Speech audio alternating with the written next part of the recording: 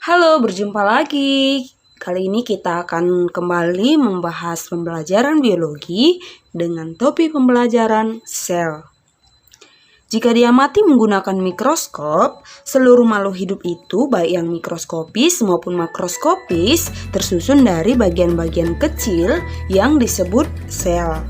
Nah, sel merupakan tingkatan struktur kehidupan terendah yang dimiliki oleh seluruh sifat kehidupan, seperti reproduksi, pertumbuhan dan perkembangan, pernafasan, dan jenis-jenis yang lainnya.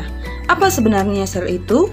Pada video kali ini kita akan membahas tentang sel, struktur sel, dan fungsinya disertai dengan organel-organel sel. Mari kita lihat slide selanjutnya.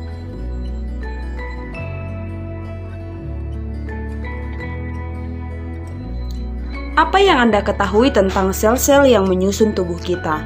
Nah, jadi dalam tubuh makhluk hidup, seperti yang sudah saya sampaikan tadi, tersusun dari banyak sel.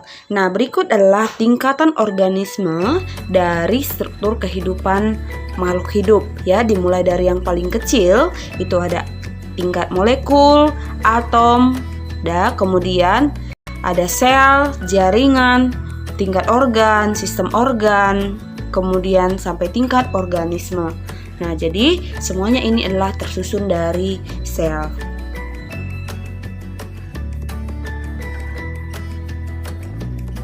Sekarang kita bahas tentang penemuan dan teori tentang sel.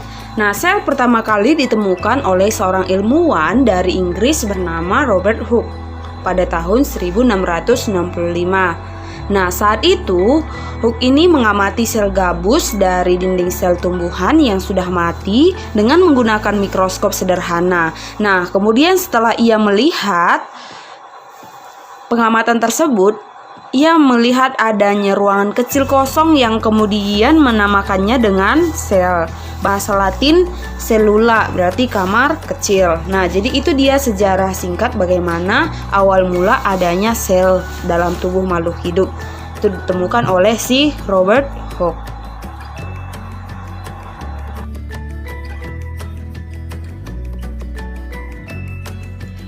Kemudian penemuan tentang sel berkembang ketika Anthony van Leeuwen.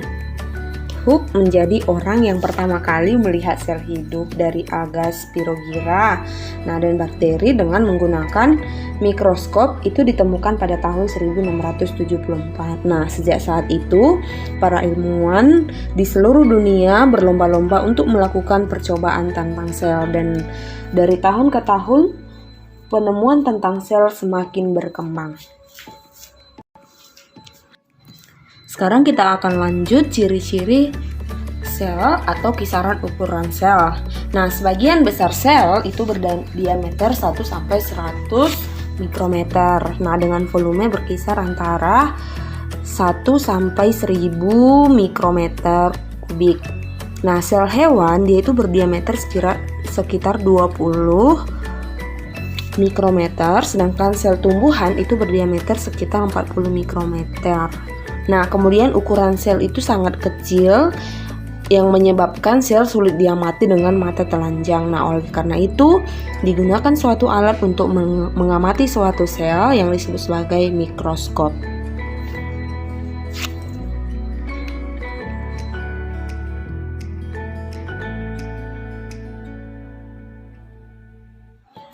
Perhatikan gambar kisaran ukuran sel berikut.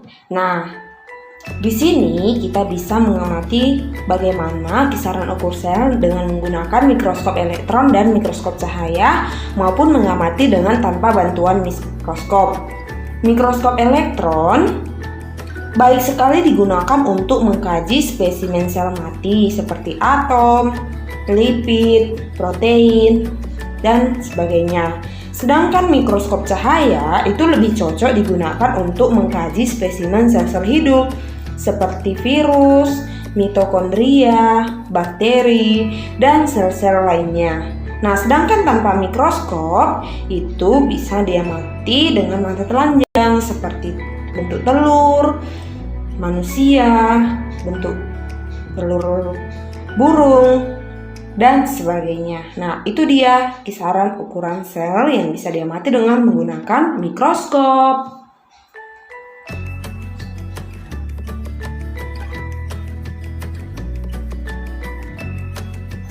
Sekarang kita lanjut ke tipe sel. Secara struktural terdapat dua tipe sel, yaitu sel prokariotik dan sel eukariotik. Jadi, setiap makhluk hidup itu tersusun dari salah satu tipe sel tersebut. Nah, contoh organisme yang memiliki sel prokariotik adalah Archaebacteria, Eubacteria, dan Cyanobacteria. Nah, sedangkan organisme yang memiliki sel eukariotik yaitu contohnya protista, fungi atau jamur, plantae, dan animalia. Kita akan bahas satu persatu. Nah, sel prokariotik. Prokariotik, pro artinya sebelum dan karyon itu sama dengan inti. Jadi prokariotik ini merupakan sel yang belum memiliki inti ataupun nukleus. Nah, kemudian dia dapat memisahkan materi genetik di inti sel dengan bagian sel yang lainnya. Nah, jadi memiliki DNA. Nah, itu dia tipe sel prokariotik.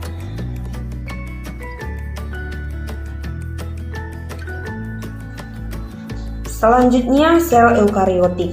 Eukariotik dalam bahasa Yunani, eu artinya sebenarnya dan karyon artinya inti. Jadi eukariotik merupakan sel yang memiliki nukleus yang sebenarnya atau memiliki materi genetik yang dibungkus oleh membran inti. Jadi contohnya itu tadi, contoh sel eukariotik ada terdapat pada protista, fungi, plantae, dan animalia. Nah, itu dia perbedaan sel eukariotik dan prokariotik.